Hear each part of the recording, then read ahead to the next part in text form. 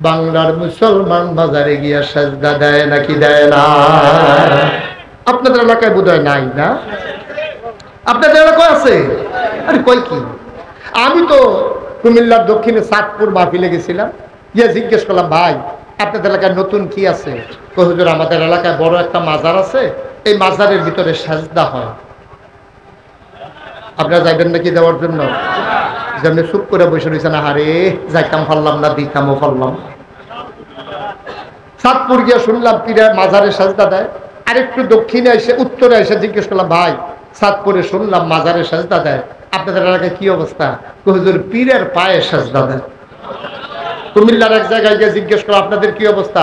কয় পীরের ফাও সুমায়। ব্রাহ্মণবাড়ি এক জায়গায় গিয়ে জিজ্ঞেস, আপনাদের কি অবস্থা? কয় পীরের বুড়ি আঙ্গুল সোয়ে। গেছিলাম সিটাগান, কি গান কথা বলা, কি গান? সিটাগান গিয়েছি গেলাম, তোমরা কি উপায়? হুজুর ফিরে গোসল করায়, সেই গোসলের পানি বুড়িদরা বোতলও বইরা বাইক দিয়া খায়। আমি শীতকাল না গরম দিন, ওকে 12 মাস। নাউজুবিল্লাহ বলতেন না? এবার আপনারা বিবেকবান বোকা মানুষ এখন আর নাই না? আপনাদেরকে জিজ্ঞেস করি, একটা মানুষের গোসল করাইলে কত জায়গা বাইয়া পানি যায়? জায়গাটি আসেনি সকলের লগে? এবার সাইতে আছে, সাইকেন কইসি কারবারে না দিয়ে একটা মানুষের গোসল করাইলে কত জায়গা দিয়ে পানি যায়?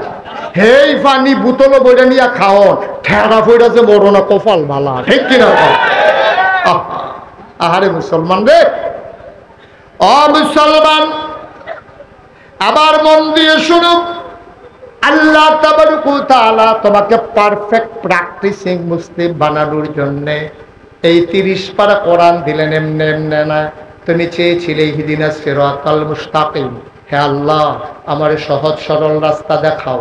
আল্লাহ কয় যালিকাল কিতাবু লা রাইবা ফি হুদাল লিল মুত্তাকিন, তোমরা যারা সহজ সরল রাস্তা চাও এই 30 পারা কোরআন নাও। হুদাল লিল মুত্তাকিন, ভয় পাওয়া মানুষের জন্য এই কোরআন হলো হেদায়েত। বলো সুবহানাল্লাহ। কোরআনুল কারীম 21 পারায় সর্বশেষ সূরা সূরা আহজাব 73টা আয়াত, 9টা রুকু। আল্লাহ কত সুন্দর করে ডেকে কয়, ইয়া আইয়ুহান নবী, হে নবী, আত্তাকিল্লাহ, আপনি ভয় পাবেন শুধুমাত্র কেবলমাত্র একমাত্র আমার আল্লাহকে। ঠিক কিনা? আমরা ভয় পাবো কারে? পুলিশ, র্যাব, গোয়েন্দা, দলীয় ক্যাডার, গ্রামের সর্দার, মন্ত্রী, এমপি, ভয় পাবো কারে? কথা কয় না, কারে? কেবলমাত্র কারে? শুধুমাত্র কারে? একমাত্র কারে? কিন্তু আজব কারবার কি জানেন? আমরা বাংলাদেশের মুসলমান আল্লাহরে ডরানোর কথা, আর আমরা মুসলমানেরা আল্লাহরে ছাড়া সবাইরে ডরায়। শুধু ডরায় না আল্লাহরে, আনলে সবাইরে ডরায়। এই নারিকেল গাছের টিনের সালের ভিতরে এই যে চলুয়ে নারকেল খাইছে, সেইটা পড়ছে, এবার লাভ দিয়ে উঠছে। রাস্তা দিয়ে ট্রাক যায়, চাক্কা ব্রাস্ট হয়েছে, এবার লাভ দিয়ে আরেকবার রুফে উড়ে গেছে গা। সেদিন কংসনগর এক কুত্তায় খেপখান দিছে, একটা ফাল দিয়ে পানি পড়ে গেছে। আমরা দেশের মুসলমান ভয় পায় না শুধু আল্লাহরে, আল্লাহ ছাড়া সবাইরে ভয় পায়। ঠিক কিনা বলেন? অথচ আল্লাহ বলছেন, ইয়া আইয়ুহান নবী, হে নবী, আত্তাকিল্লাহ, আপনি ভয় পাবেন শুধুমাত্র কেবলমাত্র একমাত্র আল্লাহকে। সুবহানাল্লাহ বলবেন না? নবীকে বলার উদ্দেশ্য, নবী না, নবী এমনি আল্লাহরে ভয় পায়। নবীর উপরে জেল জুলুম নির্যাতন কম হয় নাই। নবী কোনোভাবেই আপোষ করে নাই। নবী কোনোদিনও কারো কাছে মাথা নত করে নাই। দেশ ছেড়েছে, পরিবার পরিজন ছেড়েছে। নবীর জন্ম মক্কায়, শৈশব মক্কায়, কৈশোর মক্কায়, তারুণ্য মক্কায়, যৌবন মক্কায়, বিয়ে করলেন মক্কায়, নিজের বাড়ি মক্কায়, শ্বশুর বাড়ি মক্কায়, মেয়ে বিয়ে দিলেন মক্কায়, ব্যবসা করলেন মক্কায়, লেনদেন করলেন মক্কায়, পূর্বপুরুষ মক্কায়, আত্মীয় স্বজন মক্কায়। তিনি থাকতে পারলেন না মক্কায়, তিনি আপোষ করলেন না, তিনি মক্কা ছেড়ে মদিনায় ছেড়ে গেলেন, কিন্তু ঈমান ছাড়লেন না। ঠিক কিনা? বাংলার মুসলমান দিন মানার কারণে লাকসাম ছেড়ে কেউ 14 গ্রাম যাওয়া লাগে নাই, 14 গ্রাম ছেড়ে কেউ ফেনী যাওয়া লাগে নাই। অথচ আল্লাহর নবী মক্কা ছেড়ে মদিনায় যাওয়া লেগেছে। তাইলে বোঝা গেল আমরা আপোষ করে ফেলেছি, আমার নবী আপোষ করেন নাই, ঠিক কিনা? ঈমান বড় মজবুত জিনিস। আমার নবী মক্কা ছেড়ে মদিনায় চলে গেলেন, তিনি আপোষ করেন নাই, অবিচল আস্থা নিয়ে দাঁড়িয়েছিলেন। হাজার হাজার বছর আগে আপনার আমার যিনি জাতির পিতা ইব্রাহিম আলাইহিস সালাম, তিনি আপোষ করেন নাই। আমাদের আদি পিতা আদম, তিনি আপোষ করেন নাই। আদমের সানি নূহ, তিনি আপোষ করেন নাই। ইব্রাহিম আলাইহিস সালাম আপোষ করেন নাই। মূসা ফেরাউনের সাথে আপোষ করেন নাই। ইব্রাহিম নমরুদের সাথে আপোষ করেন নাই। আর মূসা আলাইহিস সালাম যেমন করে অটল অবিচল আস্থা নিয়ে দাঁড়িয়েছিলেন, আমাদের যিনি জাতির পিতা ইব্রাহিম, তিনিও যেমন আপোষ করেন নাই, অটল অবিচল দাঁড়িয়েছিলেন। আজকের মুসলমান সাক্ষী দিতে হবে, নাজরানা পেশ করতে হবে, ঈমানের ব্যাপারে, দ্বীনের ব্যাপারে আপোষ করার কোনো সুযোগ নাই, ঠিক কিনা বলেন? আর আপোষ করবেন তো দুনিয়া থেকে ঈমান নিয়ে চলে যাওয়া যাবে না। দেখেন হাজার হাজার বছর আগে আমাদের যিনি জাতির পিতা ইব্রাহিম, কি নাম? কথা কয় না দেখি।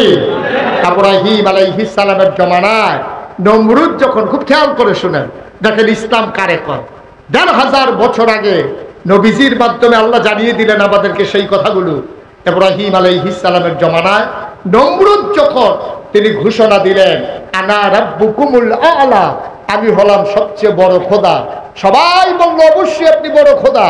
নমরুদের আব্বা, নমরুদ ইব্রাহিমের আব্বা, ইব্রাহিমের আম্মা, গোষ্ঠী জ্ঞাতি, বংশধর, অজপাড়াগাঁয়ের মানুষ, শহরের মানুষ, মন্ত্রী, এমপি, উপদেষ্টা, দেশের ভিতরে যত মানুষ ছিল সবাই নমরুদকে সাজদা দিয়েছিল। নাউজুবিল্লাহ বলবেন না? আমাদের আব্বা প্রমাণ করে দিয়েছে, আমার আব্বা ওই দলে, আমার আম্মা ওই দলে, আমার গোষ্ঠী জ্ঞাতি, দেশবাসী সবাই এক দলে, শুধু ইব্রাহিম আমাদের আব্বা একা একা একা দাঁড়িয়ে আছেন। সুবহানাল্লাহ বলবেন না? তিনি একা দাঁড়িয়ে কেমন করে অটল অবিচল পাহাড়ের মতো ঈমান নিয়ে দাঁড়িয়েছিলেন। যখন সবাই মিলে সাজদা দিচ্ছে, সবাই দল বেঁধে নমরুদের পায়ে সাজদা দিতে আসে। গোয়েন্দা, গোয়েন্দা ছিলেন? কথা বলে গোয়েন্দা ছিলেন না? গোপন কথা যে কানে কানে কয় তারে কয় গোয়েন্দা। গোয়েন্দার আইসা নমরুদের কানে কানে বলতেছে যে আল্লাহ, কারে কয় না? কথা বলে কারে কয়? মাশাআল্লাহ, সচেতন শ্রোতা। আপনারা তো বলতে পারছেন কারে কয়। দাউদকান্দি মাহফিল জিজ্ঞেস, আমি কিছু কারেও কয়, তো হবলে দাঁড়াই আমরা কেমন কয়, আমরা কি হেন আসলাম নাকি? কারে কয়? নমরুদের কানে কানে গোয়েন্দারা কয় আল্লাহ, কয় কি? সবাই তো আপনার সাজদা দিছে, একজন তো দেয় নাই। কয় কে সে? কি নাম? তার নাম ইব্রাহিম। তার আব্বার নাম কি? কয় আজর। দেখো আজরকে, বাপ থাকতে ছেলের সাথে কি এর কথা, নিয়ে আসো। আজরকে যখন জিজ্ঞেস করছে, এই আজর, তোমার ছেলে ইব্রাহিম কই? কয় নালাতেই তো আছে, মাঠেই আছে। কয় না, গোপন সূত্রে খবর পেয়েছি আমারে সাজদা দেওয়া লাগবে, এই জন্য তোমার ছেলে মাঠে আসে নাই। দেখেন আমাদের যিনি জাতির পিতা কেমন করে আমাদেরকে শিখিয়ে দিয়ে গেছেন ঈমান নিয়ে একাকি কেমন করে দাঁড়িয়ে থাকা লাগে। উনি চলে গেলেন। আজর যখন খুঁজে পায় না ছেলেকে, দৌড়ে গেছে বাড়িতে, গিয়ে দেখে ইব্রাহিম আলাইহিস সালাম আমাদের আব্বা, আমাদের কি জোরে পায় না, আমাদের কি, আমাদের আব্বা, উনি কাঁথা গায়ে দিয়া, কাঁথা মুড়ি দিয়া নখ ডাইকে ঘুমাইতে আছে আমাদের আব্বা। সবাই সাজদা দিতে আছে, আব্বা ঘুমায়। আমাদের দাদা আজর গিয়ে ডাক দিছে, কিরে সবাই সাজদা দিতে আছে আল্লাহরে, আর তুই যেখানে শুয়ে রইছ, ঘটনা কি? আমাদের আব্বা একটা বুদ্ধিপূর্ণ, যুক্তিপূর্ণ একটা জবাব দিয়েছিলেন। সেই জবাবটা আমরা যেন শুনে শুনে 2024 সালে কোনো কারণে আটকা পড়ে গেলে সেই প্রশ্নের জবাব আমরা যেন আব্বার থেকে শুনে শুনে দিয়ে দিতে পারি। আল্লাহ আমাদের জন্য এই জন্য কোরআনুল কারীম আব্বার জবাবটাকে কোট করে দিয়েছেন। যখন দাদা আজর জিজ্ঞেস করছে, কি ব্যাপার, তুমি সাজদা দিতে যাও না কেন মাঠে? আমাদের আব্বা ইব্রাহিম মুচকি হেসে বলেছিলেন, আব্বা আমি তো যাইতে চাইছিলাম, ইন্নী সাকিম, আমি অসুস্থ, আমার শরীর ভালো না, এই জন্য যাইতে পারি নাই। সুবহানাল্লাহ বলবেন না? চিন্তা করে দেখেছেন? চিন্তা করে দেখেছেন? আব্বার বাপ একদিকে, আমাদের দাদা দাদি, 14 গোষ্ঠী, বংশধর, চাচা চাচি, একেবারে খালু মামা, সবাই মিলে ইব্রাহিম আলাইহিস সালামের জমানায় সবাই মিলে সাজদা দিল নমরুদরে। আমাদের আব্বা ইব্রাহিম কি সাজদা দিছে? কি বুঝাইতে চাইলেন? তিনি বুঝিয়ে দিলেন, ও আমার সন্তানেরা, এমন একটা সময় আসবে পরিবেশটা তোমাদের প্রতিকূলে চলে যাবে, তোমাদের জন্য ঈমান নিয়ে বেঁচে থাকা কঠিন। তোমাদেরকে শিখিয়ে দিলাম কেমন করে একাই অটল পাহাড়ের মতো দাঁড়িয়ে থাকা লাগে। তোমরাও যখন এমন একাকী হয়ে যাবে, আমি তোমাদের আব্বা যেমন করে সেজদা দিয়ে একাই দাঁড়িয়েছিলাম, এমন যখন দিন আসবে তখন তোমরাও একা অটল পাহাড়ের মতো দাঁড়িয়ে থাকবে, জীবন দিয়ে দেবে, ঈমান দেবে না। ঠিক কিনা বলো? এখানেই শেষ না, আরো মজার মজার কত কথা। কষ্ট হচ্ছে বোধহয় আপনাদের, না? ছেড়ে দেওয়া দরকার। আর সামান্য একটু, ইব্রাহিম আলাইহিস সালাম সাজদা তো দিলেন না, উনি ঘুমিয়ে রইলেন। উনি যখন সময় কাটিয়ে দিলেন, আবার ইব্রাহিম আলাইহিস সালামকে গুয়ান দ্বারা আয়েশা কয়েকদিন পরে বলতেছে যে আল্লাহ, কারে কয়? নমরুদকে। নমরুদ আল্লাহ কয় কি? ওই যে ওই দিন ইব্রাহিমের আব্বাইয়া বলছে না যে ইব্রাহিমের শরীর ভালো না, এই জন্য ঘুমাইছিল, আমরা গোপনে খবর লইছি শরীর ভালো আছিল, তা আপনারা সাজদা দেওয়ান লাগবে, দেখতে আইসা না, তাই নাকি? কয় ডাইকা নিয়ে আসো। আবার ইব্রাহিম আলাইহিস সালামকে পুলিশ গিয়া ওনার ঘর ঘেরাও দিয়ে ফেলছে। এসআই দরজার ভিতরে নাড়া দিছে। এসআই দরজার ভিতরে নাড়া দিয়ে বলতেছে, ইব্রাহিম আলাইহিস সালাম আমাদের আব্বা। জিজ্ঞেস করতেছে কে? আইন শৃঙ্খলা রক্ষাকারী বাহিনী, আইনের লোক। পালানোর চেষ্টা করবেন না, চতুর্দিকটা ঘেরাও দিয়ে ফেলছে। এখন উনি দরজা খুইলা বাড়িছে, বাড়িয়া বলতেছে এই লোক পালানোর লোক না। সুবহানাল্লাহ বলবেন না? পালাইতে জানে না, কোথায় যাওয়া লাগবে যাও। ইব্রাহিম আলাইহিস সালাম সামনে সামনে গেলেন, ওই নমরুদের পুলিশ বাহিনী পেছনে পেছনে গেল। ইব্রাহিম আলাইহিস সালাম গিয়া যখন ঢুকলেন রাজপ্রাসাদে, নমরুদ বসে আছে। ডাক দিয়া বললে, তোমার নাম ইব্রাহিম? কয় জি, আমার নাম ইব্রাহিম। শুনলাম তুমি নাকি আমাকে আল্লাহ মানো না। কয় কার থেকে শুনলেন? কই যে সবাই কয়। ইব্রাহিম আলাইহিস সালাম মুস্কি হেসে কয়, সবাই যখন কয় সত্যই কয়, এত মানুষ মিছা কথা কয় না। সুবহানাল্লাহ বলবেন না? তাইলে তুমি কি আমাকে আল্লাহ মানো না? এটা তো শুনলেনি, বারবার শুনতে ভালো লাগে নাকি? তাহলে ভিতরে আসো। ইব্রাহিম আলাইহিস সালামকে নিয়ে নমরুদ পাশে বসাইলেন।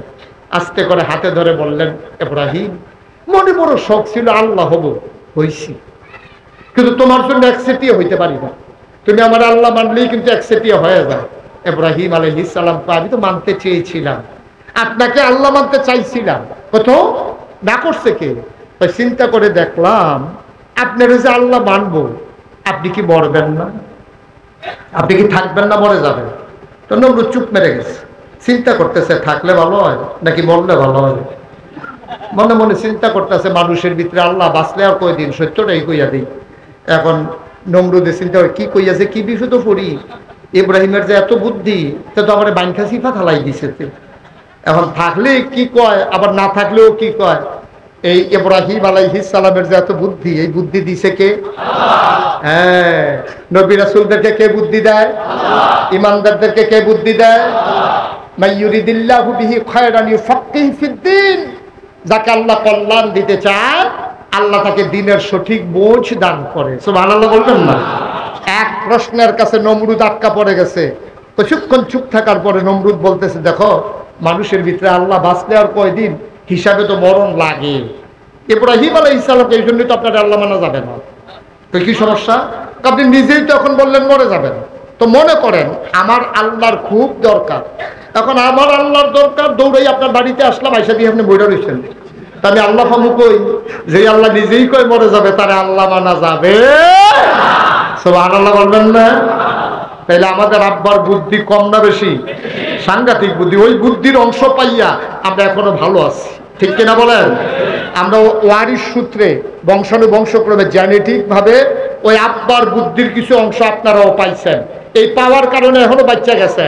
ফিডাফিডি হয়েছে লাকসাম রেল জংশনে, মামলার আসামি পড়ে গেছে বানগড়, ঠিক কিনা কন? ফিডাফিডি হয়েছে লাকসাম, আসামি পড়ছে বানগড়। এই বানগড়ের আসামিরে সিভিল বেশে পুলিশ আইসে ধরার লাগে। তার নাম হলো আব্দুল করিম, পিতার নাম আব্দুল রহিম। হাতে বইয়া বইয়া চা খাইতে আছে মেন রোডের লগে। এমন সময় পুলিশ আইয়া তারে জিজ্ঞাসা, আব্দুল রহিম পিতা আব্দুল করিম, সাং বানগড়, লোকটাকে?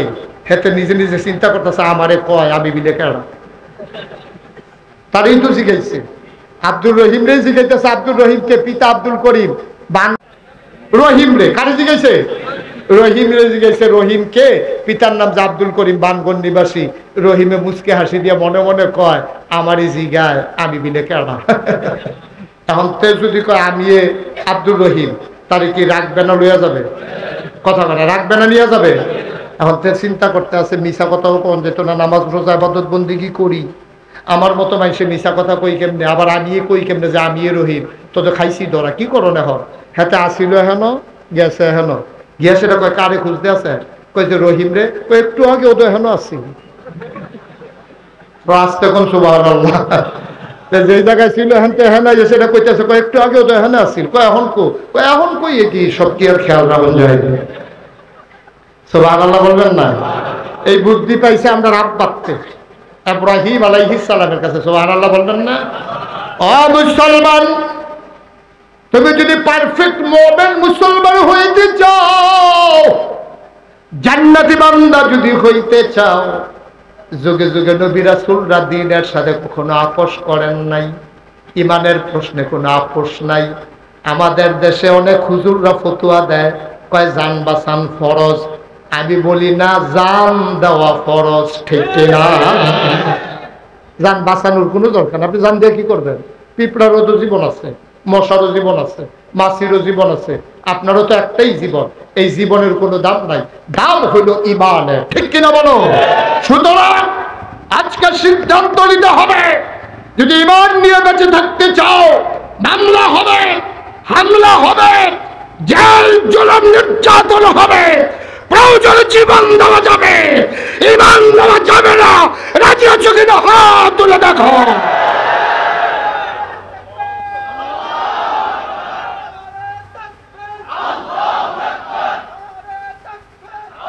সবাই পড়ে না আমিন। ফারুক, সুবহানাল্লাহ কয় না। ওমরে ফারুক তিনি ইসলামের দ্বিতীয় খলিফা, নবীর ইন্তেকাল হলো, হযরত আবু বকর হলেন খলিফাতুর রাসূল, হযরত উমর হলেন খলিফাতুল মুসলিমিন। আবার নিয়ম হচ্ছে যিনি ইসলামী রাষ্ট্রের খলিফা হবেন, আমির হবেন, তিনি জাতীয় মসজিদে জুমার খুতবা দেবেন, সুবহানাল্লাহ বলবেন না।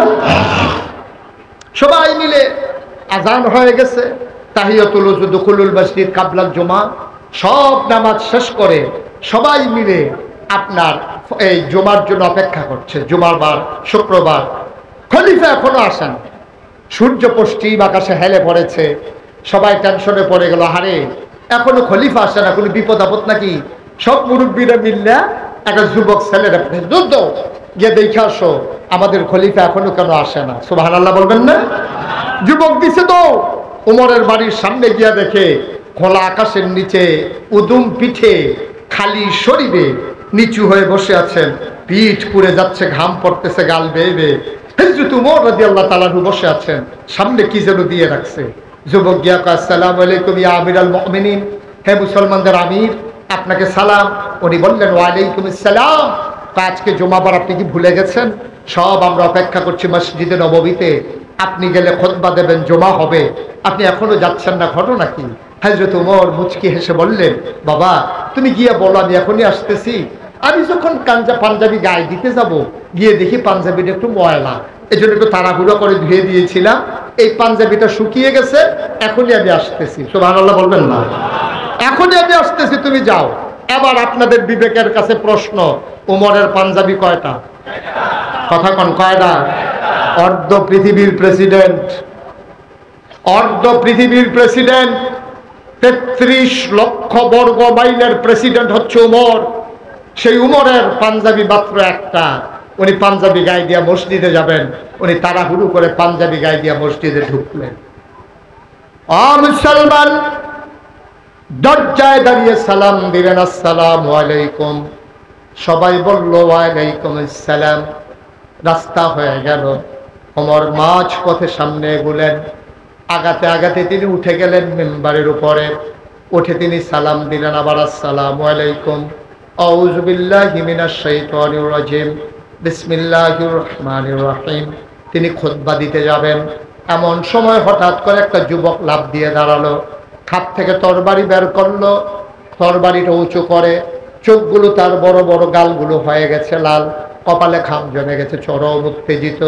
যুবকটা লাফ দিয়ে কয়, ওমর আপনি খুতবা দেবেন না, মদিনার কোনো মুসলমান আপনার খুতবা শুনবে না, একটা প্রশ্নের জবাব দেবেন, তারপরে খুতবা দেবেন, এর আগে আপনার খুতবা কেউ শুনবে না। আপনি আগে ওই প্রশ্নের জবাব দেবেন। ওমর চুপ মেরে দাঁড়িয়ে গেলেন। জানতে চাইলেন কি প্রশ্ন? কয় কিছুদিন আগে আমরা সবাই মিলে সরকারের তহবিল থেকে, রাষ্ট্রীয় কোষাগার থেকে সবাই মিলে আমরা পাঞ্জাবির কাপড় পেয়েছি, বাইতুল মাল থেকে সবাই মিলে পাঞ্জাবির কাপড় পেয়েছি। আমিও একটা পেয়েছি, যুবক বলে আমিও একটা পেয়েছি। ওই পাঞ্জাবি গায়ে দিয়ে আজকে আমি এসেছি। অনেকের গায়ে নতুন কাপড়ের পাঞ্জাবি। ওমর সবাই একটা করে পাঞ্জাবি গায়ে দিয়েছে। খেয়াল করে দেখলাম সবার পাঞ্জাবি এত লম্বা হয় নাই, আপনার পাঞ্জাবি যত লম্বা হয়েছে। আপনি এত বেশি কাপড় পাইলেন কই? নিশ্চয়ই ক্ষমতা দেখাইয়া কাপড় বেশি নিছেন, অথবা কাপড় চুরি করেছেন। দুইটার যদি একটা সত্য হয়, আমরা মদিনার মুসলমান আপনার খুতবা শুনবো না। সুবহানাল্লাহ বলবেন না? আল্লাহর ভয় কারে কয়? কারে কয় আল্লাহর ভয়? ও মুসলমান! ওমর চুপ মেরে দাঁড়িয়ে গেলেন। পিন পুতুন নিস্তব্ধতা, কোন মানুষ আওয়াজ করে না, শব্দ করে না। ওমর চুপ করে দাঁড়িয়ে আছেন, মাথা নিচু করে, গাল বেয়ে টপ টপ করে ওমরের পানি পড়তেছে। সবাই তাকিয়ে দেখে ওমর কাঁদতেছে। যুবক কয় আপনি জবাব দেন, তারপরে আমরা খুতবা শুনবো। আর আগে না। কই পাইলেন পাঞ্জাবির বেশি কাপড়? পাঞ্জাবি কেন এত লম্বা হইল? কারণটা কি? নিশ্চয়ই কাপড় চুরি করেছেন, অথবা আপনি খলিফা ক্ষমতা দেখাইয়া কাপড় বেশি নিছেন। জবাব দেবে, তার আগে আমরা কেউ খুতবা শুনবো না। ওমরের গালে বেয়ে টপ টপ করে পানি পড়ে। ওমরের ছেলের নাম আব্দুল্লাহ ইবনে ওমর। তিনি আস্তে করে উঠে দাঁড়ালেন, সবাইকে সালাম দিলেন, ডাক দেয়া কয় ভাইরা, তোমরা জানতে চেয়েছো আমার আব্বার পাঞ্জাবি লম্বা হলো কেমনে? ও ভাইরা, এই জবাবটাকে আব্বাই দেওয়া লাগবে, নাকি আমি জবাব দিলেও তোমাদের সন্তুষ্টি হবা? আমরা জবাব চাই। কে জবাব দিল এটা আমাদের দেখার বিষয় না। তুমি যদি সঠিক জবাব দিতে পারো, আমরা যদি জবাবে সন্তুষ্ট হতে পারি, তাইলে আমাদের কোনো আপত্তি নাই। তোমার আব্বার পাঞ্জাবি লম্বা হইল কেমনে বলো? ওমরের ছেলে আব্দুল্লাহ ডাক দেয়া কয় ভাই, ও ভাই, আমার আব্বারে তোমরা চিনো না। প্রতিদিন রাতের বেলা আমার আব্বা যখন ঘরে যায় মসজিদ থেকে, হাঁটু পর্যন্ত লুঙ্গিটা উঠাইয়া আমার আব্বা চামড়ার চাবুক দিয়া পায়ের ভিতরে পিটায়। আর নিজেকে নিজে প্রশ্ন করে, ওমর রে, ওমর, আল্লাহর কাছে জবাব দেওয়ার আগে আমার কাছে জবাব দে।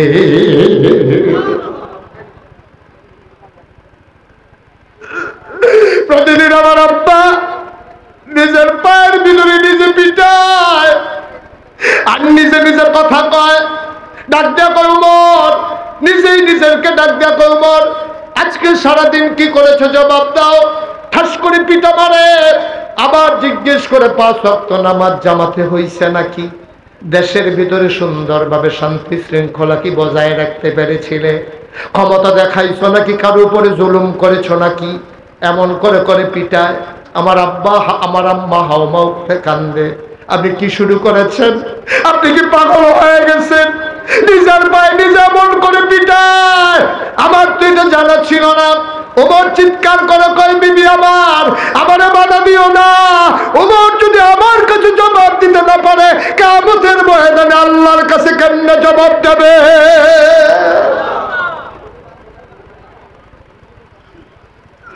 আগে আমার কাছে জবাব দে, তারপরে ওমর কিয়ামতের ময়দানে আল্লাহর কাছে জবাব দেবে। আমার কাছেই যদি জবাব দিতে না পারে, আল্লাহর কাছে কেমনে জবাব দেবে? সুতরাং বিবি আমার, বাধা দিও না, বাধা দিও না।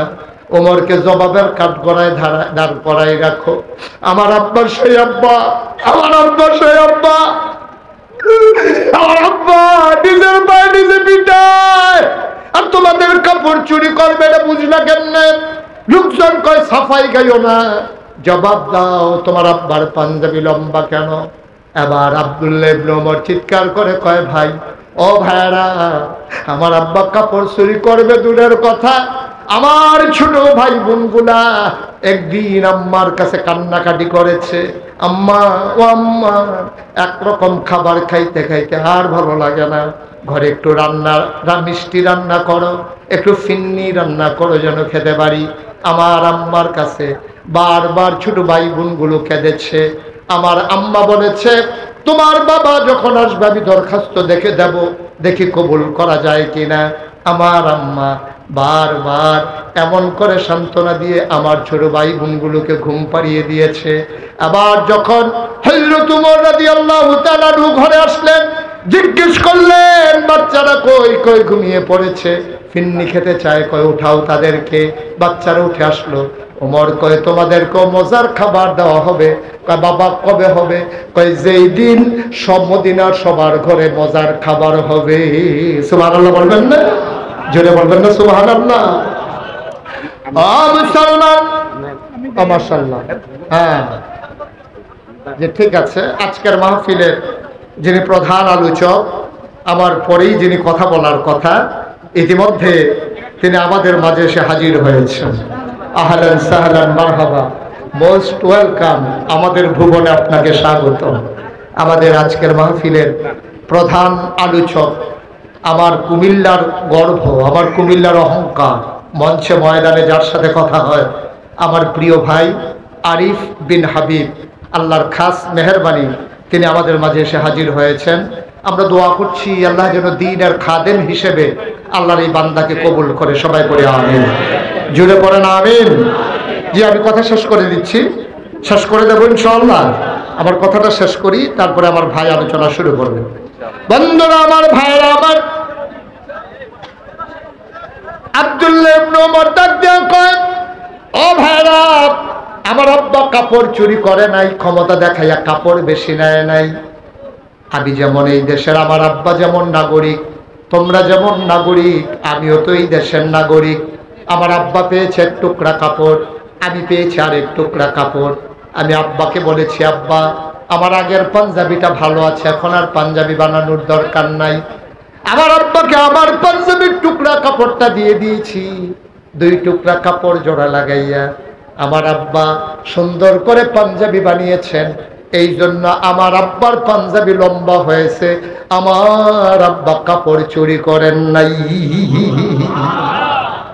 বন্ধুরা আমার, ভাইরা আমার, সবাই বললেন ইয়া আমিরুল মুমিনিন, ইয়া খলিফাতুল মুসলিমিন, আপনি খুতবা দিয়ে দেন। ওমর বললেন না, ওই যুবকটাকে ডেকে পাঠাও। সবাই রাস্তা করে দিল। যুবক সামনে এগিয়ে আসলেন। ওমর নামলেন মিম্বার থেকে, তিনি জড়িয়ে ধরলেন যুবককে। ওমরের চোখের পানি দিয়ে যুবকের পিঠ ভিজে যায়, যুবকের চোখের পানি দিয়ে ওমরের বুক ভিজে যায়। ওমর তাকে ছেড়ে দিলেন। কান্নাকাটি হলো। ওমর আবার মিম্বারে উঠলেন, ডাক দিয়ে বললেন, শুনো শুনো শুনো, আমার একটা কথা আছে।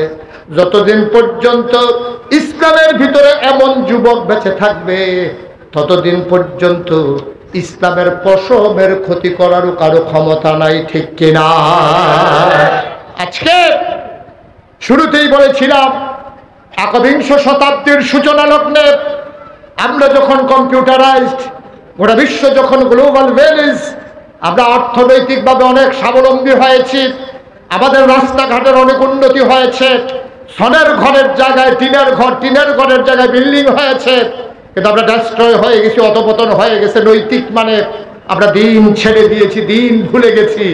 ওই ১৫০০ বছর আগে আমিরুল মুমিনিন খলিফাতুল মুসলিমিন ওমরের সামনে যেমন করে যুবক দাঁড়িয়েছিল নাঙ্গা তরবারি নিয়ে, ঠিক এমন করে আজকে বাতিলের বিরুদ্ধে আমার যুবক যদি আবার গর্জে উঠতে পারে, খোদার কসম, 250 কোটি মুসলমান থাকতে আজকে ফিলিস্তিনের মতো মুসলমানরা নির্যাতিত হওয়া লাগে না, ঠিক কিনা? আজকে আরাকানের মুসলমানের রক্তে নাফ নদী রঞ্জিত হওয়া লাগে না। আরাকানের এই আপনার কাশ্মীরের রক্তে, মুসলমানের রক্তে আজকে কাশ্মীরের ঝিলাম নদীর পানি রক্তে রঞ্জিত হওয়া লাগে না। একটাই কারণ, আমরা আমাদের ঈমানি চেতনাকে ছেড়ে দিয়েছি। আসুন দল মত নির্বিশেষে ফারউল মাসালামিয়া নিজেদের ভিতরে বিভেদ সৃষ্টি না করে ওয়াতাসিমু বিহাবলিল্লাহি জামিয়া ওয়া লা তাফাররাকুর ভিত্তিতে আমরা সবাই মিলে মৌলিক বিষয়গুলোর উপরে ঐকমত্য পোষণ করে আমরা সবাই মিলে গর্জে উঠি, চিৎকার করে জানিয়ে দেই, আমরা ছিলাম আমরা আছি, আমরাই থাকবো ইনশাআল্লাহ। আল্লাহ যেন কবুল করে নেয়, সবাই বলে আমিন। সবার জন্য দোয়া করি, সবার কাছে দোয়া চাই। আবার দেখা হবে কোনো এক ময়দানে, কথা হবে কোনো এক মাহফিলে। আসসালামু আলাইকুম ওয়া রাহমাতুল্লাহি ওয়া বারাকাতুহু।